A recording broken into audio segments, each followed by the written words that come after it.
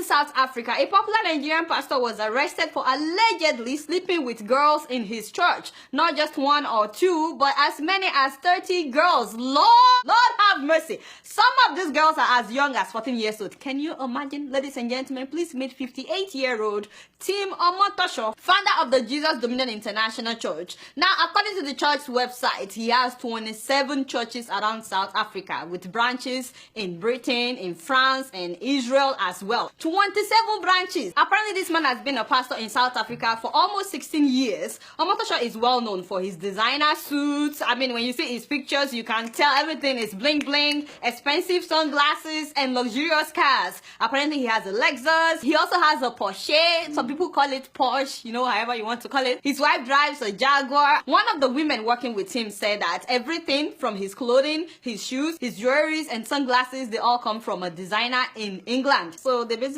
import everything that the man wears. He also has a record company and a foundation known as Help the Helpless Foundation. He used to be the music director for Ebenezer Obey, by the way, in the 80s, you know. So music is a huge part of his ministry. So sometimes during church services, he would play instruments, he would sing. You shall enter your Canaan this morning.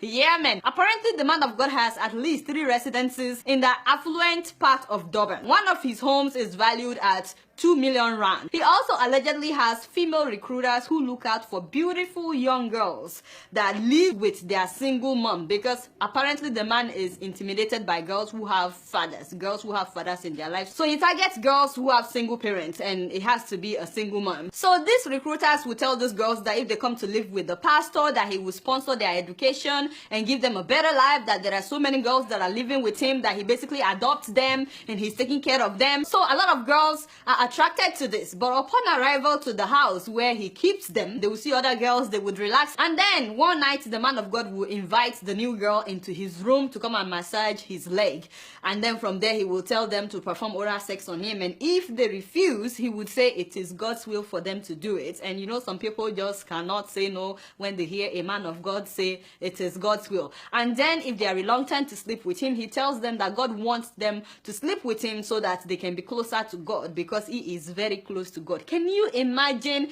that?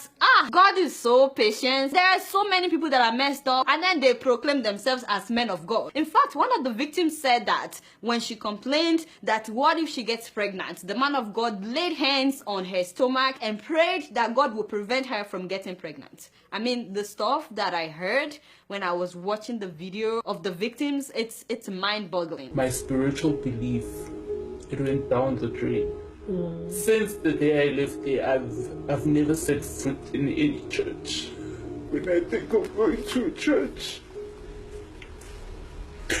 it's hard. Now, there are so many wolves that dress as sheep, so many so-called men of God that are just manipulators and mind controllers. And for so many years, many of these girls could not talk to anybody about this. I mean, they all knew among themselves that they are being molested by this man. Apparently, this has been going on since 2002, but many of them believe that because he's a respected man, that no one would believe them. I saw a video where some of the male workers were complaining that how come only the female workers were getting preferential treatment. Apparently, there's a huge boss that would take these girls to church, take them back. He was giving them preferential treatment, and it looks like the guys were just invisible. They've been offered accommodation, they've been taken care of, and that gave me a suspicion. He says that the men in the church always suspected that something was amiss because of the way the young women were given certain privileges that the young men were not. And when one of them complained, one of the male workers, when he complained that how come,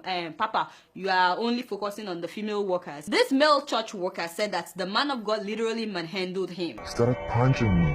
He manhandled me to a point where if it was my mate, if it was someone I know, I would fight back for myself. Now, some of these girls said that the man of God will convince them to drop out of school. He will say that they are not destined for school, but that God has the plan for them to open a business and become rich like that. So they will drop out of school. It's like he tries to isolate them.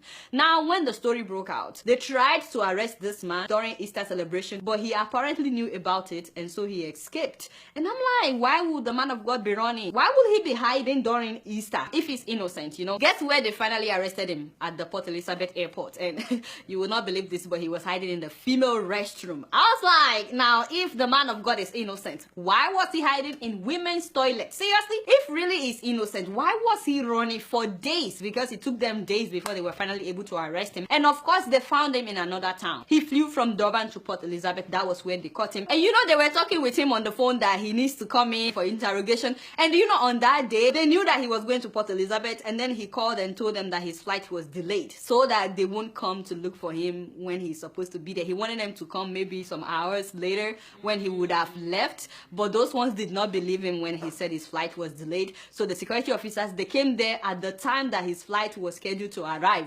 And sure enough, the flight was not delayed. That's another thing. The man of God lied. He lied to the security operatives that his flight was delayed. And then when they came, they found him in a restroom. He allegedly told the police his flight was delayed. We had to take initiative as the Hawks to go to the airport ourselves, only to find out that the flight was on scheduled time. He sought refuge at the toilet.